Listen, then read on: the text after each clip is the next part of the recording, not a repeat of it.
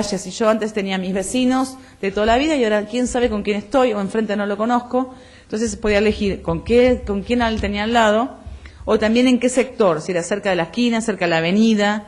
Había gente que no quería la avenida porque tenían miedo que sus hijos crucen la avenida y tengan un accidente, otros querían sí o sí con sus vecinos, incluso esto era por escrito que las más no se enteraban, digamos, no era público.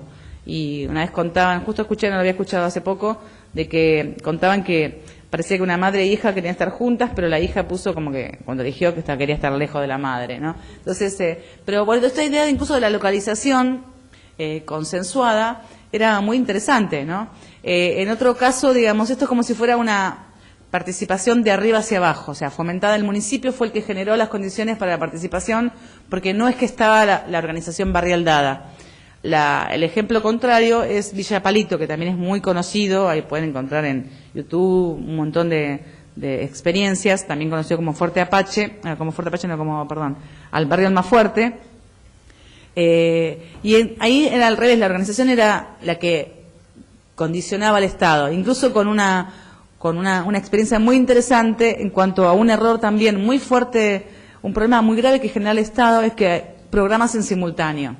En ese programa se implementaban creo que 4 programas de hábitat en el mismo barrio y además una donación del gobierno francés, ¿no? Entonces a veces esos mismos programas tienen criterios distintos, entre ellos por ejemplo el Promeva y el programa de villas. El programa de villas tenían que pagar la vivienda, pero bueno, se descuenta un 40% reconociendo lo que se le tira abajo, que también es otra discusión muy fuerte, ¿no? Si pagan la vivienda se le da cambio, se le da un subsidio.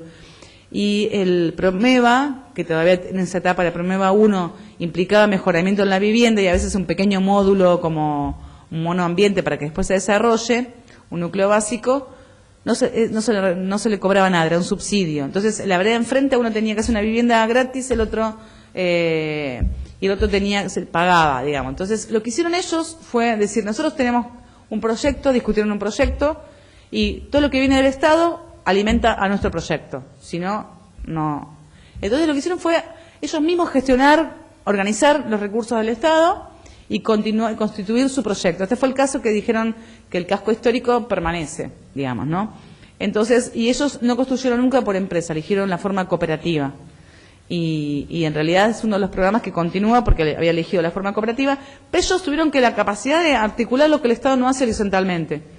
Ellos dijeron, no, ustedes hacen esto, ustedes hacen lo otro, nosotros queremos así, esta forma, y pudieron generar una lógica de coherencia que el Estado no planteaba, y ahí también con una experiencia que es muy interesante, porque ellos fueron como la unidad ejecutora, ¿no?, de la organización barrial, que surgió de estar cansado de también varias estafas de una cooperativa que surgió por el plan Arraigo, ¿no?, que habían estafado 2 veces, la gente un día se cansó y dijo, bueno, vamos a que haya gente distinta en la cooperativa, y ahí comenzó a decir, bueno, ¿qué proyecto queremos? Y entonces, bueno, generaron estas condiciones, ¿no? Creo que a ver si estaba la foto de Villa Palito. No, todo esto es Carlos Gardel. Acá está atrás, está el Hospital Posadas. Ay, otra vez es lo mismo. Sí, ya me di cuenta. Allá. Es el tema de tener... Allá. Bueno, paso y lo subo. Sí. A ver qué da, que había arriba, ni me acuerdo ya. Este es el de Vicente López, que es planta baja y 3 pisos, el que yo les decía. Y este es el de parte de Villa Palito, pero después la tipología fue más dúplex. Este fue el inicio de Villa Palito. Acá también después, bueno, ¿cómo percibe la gente el cambio de vivienda? Es muy interesante. Acá no hay ninguna situación homogénea. En este caso, yo entrevisté a muchísima gente que se había mudado, ¿no? Entonces pasó lo mismo en Gardel, ¿no? Acá había gente que una vez que se mudó no quería más ir a la villa. Sentía que había cambiado de estatus personal. Incluso una de las cosas que contaba todo el mundo que apenas se mudaron es que los negocios que vendían electrodomésticos o muebles, tuvieron una demanda impresionante porque sentían, incluso la gente me decía que cuando venía a esta casa no podía tener el mismo mueble que tenía en la villa. Esta casa merecía otra cosa, digamos, ¿no? Entonces compraron electrodomésticos nuevos, muebles nuevos, porque en esta casa era distinto. Algunos porque no le entraban, pero Otros, entonces había como una cosa, un rito de pasaje muy fuerte, o sea, sentían que tenían otra vida, entonces valoraban tener un domicilio, que es muy fuerte, que sus hijos podían invitar a los compañeritos de la escuela a estudiar y no que vinieran a la villa. Entonces a veces como que tenían una ruptura, sentían una ruptura muy fuerte, incluso la villa seguía existiendo al lado, o sea, acá no se ve bien, pero a 10 metros estaba la villa Las Flores. Entonces había algunos que percibían eso, habían otros que los delegados que eran delegados en la villa habían funcionado también en cuanto a lo organizacional, es muy importante.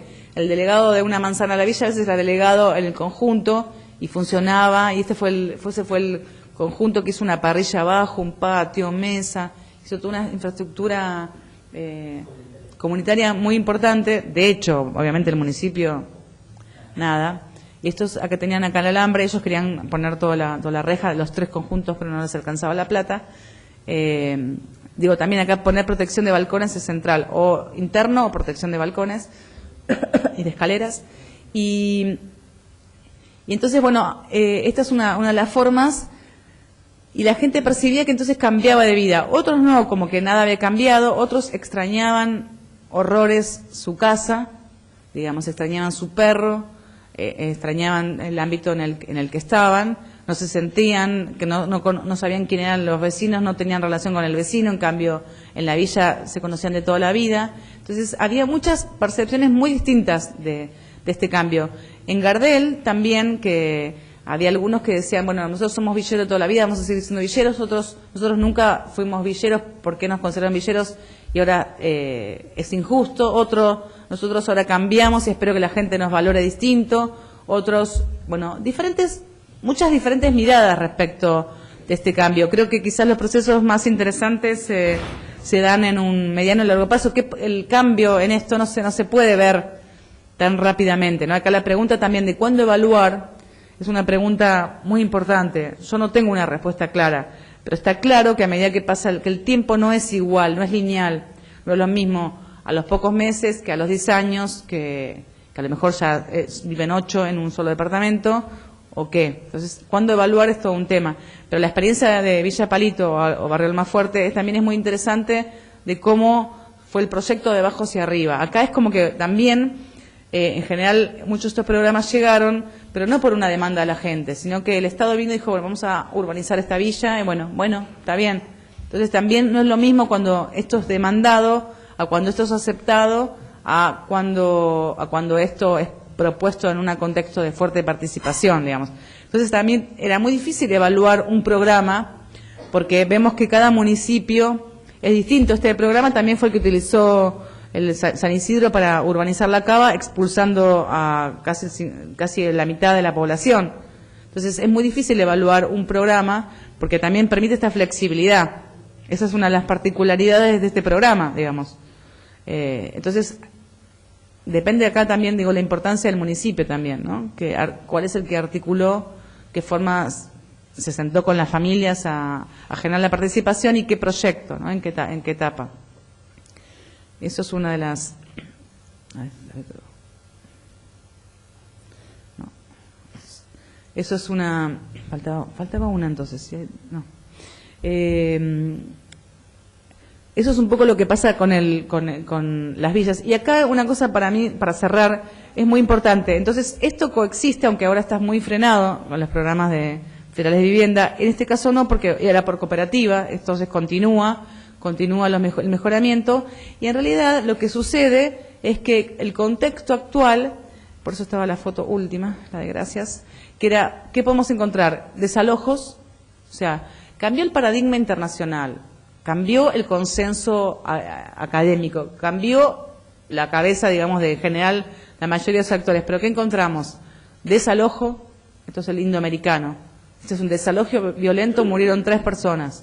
Ese es el Villa Topos. Los Topos en Barracas. Esta no generó ni salió en el diario, no salió nada. Acá se le dio con subsidio. Este es un desalojo con subsidio. La gente siempre dice recibir suicidio. Y este es desalojo violento. Están lo que mostré antes, que es intervención en vivienda, en el barrio, urbanización, que incluso estos programas el de Federal de Asentamientos, no contemplaba la participación, pero se dio cuenta cuando el programa entró en el territorio que no existe programa sin participación y coexiste, digamos, en realidad falta una foto acá, o la no política, que no es para este caso que está en la 31, sino después una nueva política que convive con la urbanización, con la regularización, que también puede ser otra política. Aparecen dos formas de política pública muy particular, que se dan sobre todo en la ciudad de Buenos Aires. Una que es el que podemos llamar maquillaje urbano, que es pintar las fachadas de colores con alguna intervención en el espacio público, como canchas de césped sintético. Al comienzo lo que hacía el gobierno de la ciudad era poner todo lo que estaba roto de la ciudad, las luces, los juegos infantiles, todo, y lo que sobraba roto lo ponían en las villas. Después puso césped sintético, mejoró. Pero entonces es una política de maquillaje urbano, porque no hay ninguna intervención en las viviendas, y yo les contaba ayer que la mayoría de estos son gente que vive en un cuarto, una familia entera con baño compartido. Esto continúa exactamente igual, pero pintado de colores, ¿no? Entonces, es un tema. Yo ahí, mi posición es que esta política no es una política para la gente de la villa, sino para los de afuera. Para que los de afuera digan, uy, está más lindo, está mejorado. Es una política para la gente de afuera, no para la villa, el maquillaje urbano. Y el gobierno de la ciudad también comenzó hace un par de años una política que para mí también es muy complicada, que es una regularización que yo la llamo regularización salvaje. Porque, ¿qué hace? Ya en el 89 o 90 se había cambiado la normativa urbana con la idea de poder regularizar y urbanizar, que era cambiar como una excepción al tamaño del lote. Entonces se consideraba como lote mínimo 72 metros cuadrados. Después, en la transición, en la etapa en que De la Rúa fue jefe de gobierno, empezó a aparecer la idea del PH. Entonces, lo que era mínimo se convirtió en una unidad de subdivisión. Entonces, a veces había 3 familias, en general muchas veces eran parientes, conformaban un PH y bueno, se podía comenzar a dar el suelo a esa familia que vivía en PH. Y esto después continuó al extremo de lo que se regulariza ese 72 metros cuadrados como criterio máximo, y arriba puede estar construido 8 pisos que estaban a punto de venirse abajo, un prostíbulo, un taller clandestino, una casa sostenida por un palo, lo que quieran, sin agua, nada, pero se regulariza si hay a lo mejor 18 familias viviendo en un promedio de 8 metros cuadrados cada una, ningún problema. Se le da el suelo, se divide entre las 18 familias y pagan el impuesto. Y pasan a ser ahora la ciudad formal, ¿no? Entonces está urbanizado, ¿no? Entonces, ojo, cuando dice el gobierno de la ciudad interpreta como urbanizado, cuando dice Rodríguez Larreta, el futuro jefe de gobierno, dice ya urbanizamos tantas villas, se está refiriendo a que empezó a dar 25 lotes en una villa ahí que ya estaba en realidad abierta la calle desde la época, donde empezaron con esta política, son en 2 villas que ya estaban, cuando ellos lo hicieron nada más que abrieron calle de 20 metros en una y en la otra ya estaba todo completo, pero lo que hicieron después mejoraron un centro de salud y demás y comenzaron a dar estos títulos de propiedad. Hace un tiempo seguramente son más, eran 20 y pico en la Villa Inter, pero ellos llaman urbanizar y después también llaman a urbanizar a pintar la fachada de colores. Entonces, bajo un mismo título urbanizar encontramos que es pintar de colores, dar regularización dominial salvaje, una cosa intermedia, o vivienda construida en planta baja de 3 pisos, vivienda dúplex o una planta, o también, como está la de Gardel, que son, también hay dúplex acá, algunas de planta baja sola y otras en dúplex. Entonces, todo eso se le llama urbanizar. Son cosas totalmente distintas y eso convive, que creo que es lo que más me preocupa en democracia, con que naturalizamos y aceptamos los desalojos como parte de la cosa cotidiana. Es más, la noticia del desalojo viene junto con la del tránsito, porque uno nos enteramos de desalojos cuando te dicen que tenés que, en la capital, va a llover, qué sé yo, tengan cuidado con la Panamericana que hay un choque y con la calle Pichincha porque está haciendo un desalojo.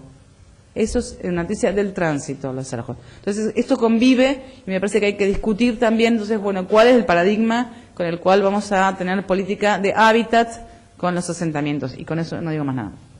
¿Las encuestas distribuyamos también, sí, porque... Y acá... ¿Abro el chat público también a ver si escriben? ¿Abro, dice chat público? Abajo. Acá, ahora dice. Fabilizó la ciudad. Después acá. Dice, lo que genera el debate o protejo la identidad de ciudad turística de clase media, fabilizó la ciudad. No entiendo nada. Si me voy el cumpleaños de mi hijo. La pregunta, me voy porque es el cumpleaños de mi hijo. Bueno, y otros manda saludos, pero no entendí bien esto, lo de a veces la capacidad. Ezequiel, ¿podés escribir de nuevo, más un poco con más tranquilidad? Porque como por ahí el apuro. Bueno, perdón. Sí, ¿qué tal? No, antes de los aplausos, una pregunta, Cristina. Cuando hablabas de que en la experiencia de Buenos Aires, Rodríguez Larreta habla de que han urbanizado y entregan títulos de propiedad. El poder público de la ciudad no puede otorgar un título de propiedad si no está basado en alguna escritura, norma jurídica, que no sé cuál es, porque en la provincia de Buenos Aires hace muchos años se sancionó la ley que se llamó Pierri, que después tuvo modificaciones, pero no sé qué hay en la ciudad de Buenos Aires como para poder otorgar un título de propiedad, como dicen, a esto que estás contando vos. Igual la ley Pierre no se utilizó tanto para asentamientos, se utilizó espuriamente para asentamientos. Pero ahí lo que se utiliza es, o sea, apela a esta norma que permitía 72 metros cuadrados como lote mínimo y después se utiliza, en realidad, regularizar ese lote, porque no se regulariza lo que está arriba. Lo que está arriba se prescinde, se regulariza el lote. Y entonces lo que dicen, por ejemplo, lo que me dijeron cuando yo fui a recorrer con gente del gobierno de la ciudad, bueno, ¿qué pasa si hay un peligro de, no sé, en la tal casa? Bueno, que los mismos vecinos denuncien a los vecinos que están haciendo una construcción clandestina como en la ciudad formal. Si vos, igual yo denuncié también que construían en el pulmón de manzana, me fue muy mal, nadie me dio bolilla. Pero entonces, bueno, si vos tenés una queja respecto a lo que construye el vecino, bueno, quejate vos como vecino formal. Entonces, lo que se regulariza es el lote. Hay una norma no me acuerdo si el 89, la 30.400 no sé cuánto, no me la acuerdo de memoria, que fue de la época de Grosso, que permitía como lote mínimo 72 metros cuadrados. Claro, eso es la subdivisión mínima que prevé la norma municipal, con lo cual después hay que elevarlo al ámbito para poder extender la escritura, ¿no es cierto? Como en la... Bueno, sí, entiendo. A ver, ¿escribieron de nuevo? Sí, escribió largo. A ver, un poquito más arriba. Con el mouse, no te va a Sí, más fácil, sí. Pero ¿esto es una flechita hacia abajo? Sí. No, no es una flechita. No, para arriba tenés que ir un cachito. Es como una... Ahí te pasaste. Sí. Ahí está. En Gesell se generaron 3 asentamientos, pero de gente traída del conurbano. Eso es un mito en general. Gente que vino del conurbano, pero traída. Yo me encontré en Entre Ríos, en no sé cuántos lugares del país, que también venían los de la Villa 31. Esto es todo un mito. Todo un mito es como un mito urbano, que van a venir como... También existe que el lobizón urbano, te juro que existe en el NEA, también existe que vienen los de la Villa 31 a vivir. Incluso, por ejemplo, una vez el Consejo Liberante José Cepaz trató que se iban a venir villeros a tomar... O sea, fue discutido en el Consejo Liberante. Esto no es cierto, que vino gente del conurbano seguro porque atraída por mano de obra, pero nadie trae y crea un asentamiento, digamos, salvo que sea una toma organizada por un fin político, pero en contra de una persona. Pero nada más que la gente no se muda de una ciudad a otra para joder a un político. Eso no sucede, digamos. No sé cómo es el caso particular.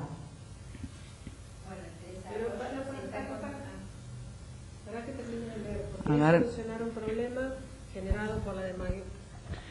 Es que es más complejo, digamos. Es más complejo. A veces la demagogia política no es un concepto como más analítico, teórico, es un concepto más ideológico que a veces no permite ver algunas cuestiones. La gente no está dispuesta a cambiar de ciudad porque un político le diga.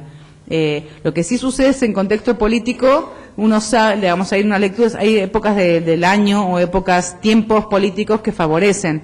Cuando está a lo mejor por asumir un político, es un momento para ocupar porque vos sabés que una persona en campaña que se quiere ser reelegido no va a andar reprimiendo con la policía porque no es buena propaganda política. Entonces a veces sino que es, en realidad, ¿por qué la gente va a vivir ahí, digamos, no? Si es porque fue por un trabajo de verano y se quedó, como pasa en Mar del Plata, o qué es lo que le dijeron, a lo mejor le prometieron trabajo y no le dieron trabajo. Pero, digamos, y además ningún intendente quiere conformar asentamientos porque no le conviene, digamos, o sea, a veces aparece también la idea de que, de hecho todavía mucha gente sigue diciendo que las villas las inventó Perón, digamos, ¿no? Entonces, acá hay muchos mitos respecto de esto, ¿no? Acá debe estar queriendo contestar con todas las ganas lo que escribió, pero bueno, no termino de entender. De leer, esperen a ver. A ver, vamos a terminar de leer esto con el... ya. Sí, con el... Acá también después esto de los nativos y los recién llegados también es un tema muy complejo, también muy particular en la Patagonia, ¿no? Que algunos, o sea, incluso en la Patagonia tenía en Ushuaia una normativa que tenían prioridad los anteriores, pero también todo el mundo llegó en algún momento, ¿no? Entonces acá, bueno, es muy complejo eso, ¿no? Es muy complejo, es más fácil políticas universales que siempre generan inequidad al respecto, ¿no? Bueno, no sé si alguna pregunta más.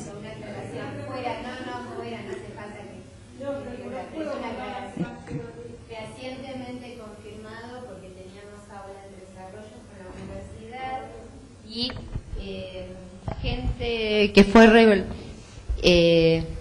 se cortó, dicen acá, bueno.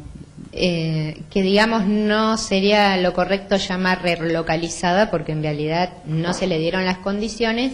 Con la implosión de Fuerte Apache se trajeron aproximadamente 25 familias que llegaron a tierras fiscales en Tres Arroyos, y obviamente después no hubo ningún seguimiento que permitiera una inserción laboral ni trabajadores sociales que acompañaran el proceso, y bueno, y eso generó la incorporación de una población que después fue trayendo más gente. No se puede hablar de un proceso de conurbanización como si se puede hablar en Mar del Plata por otros factores, pero eso te puedo asegurar que existió, porque además, bueno, lo verificamos. Sí, bueno, sería interesante cómo llegaron ellos a Tres Arroyos. En 2 micros. ¿Y qué los trajo? ¿Y cómo fueron ahí? Obviamente está vinculado también a la parte política en función de ciertas cuestiones locales. Desde hace varios años hay un movimiento vecinal y demás que obviamente había que contrarrestar, pero obviamente que estuvo vinculado también a una línea, o sea, estuvo involucrado también la cuestión política en eso. En un primer momento le dieron ciertas facilidades para hacer viviendas muy precarias, la disponibilidad de la tierra, pero después no hubo el acompañamiento de inserción laboral y demás. Entonces, bueno, es el caso que yo conozco, así que permitiría establecer que también hubo en otro, no sé cómo sería muy interesante, pero seguir. lo verificamos inclusive cuándo ocurrió y en qué circunstancias.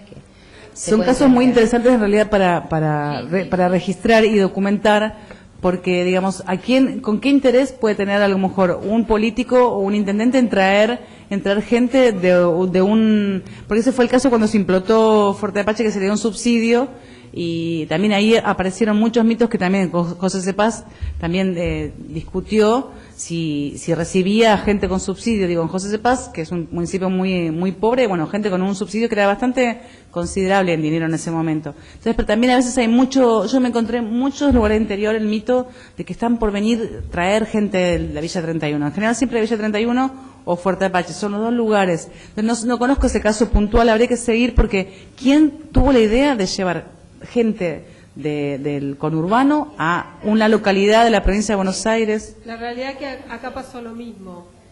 En la ¿De gente época de de Apache? Dualde, yo no sé de dónde venían, pero hay trabajos de investigadores que en la época de Dualde determinada cantidad de familias se vinieron a radicar a la ciudad de Mar del Plata por un tema electoral, exclusivamente electoral. Acá está muy trabajado el tema.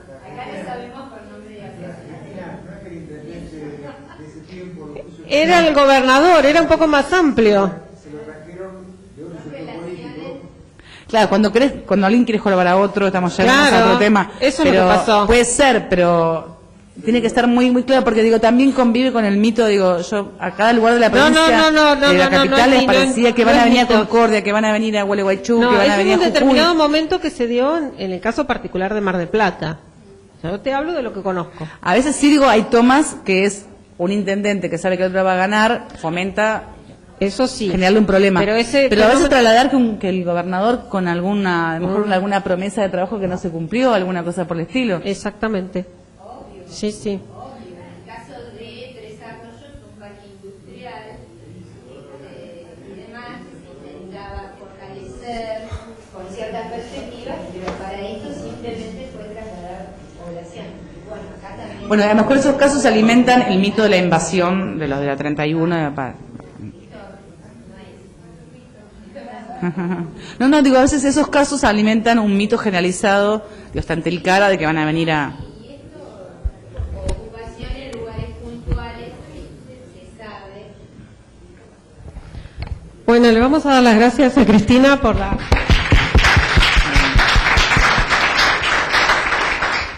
Bueno, muchas gracias por la excelente disertación la de invitación. estos 2 días y próximamente nos comunicaremos con ella para molestarla.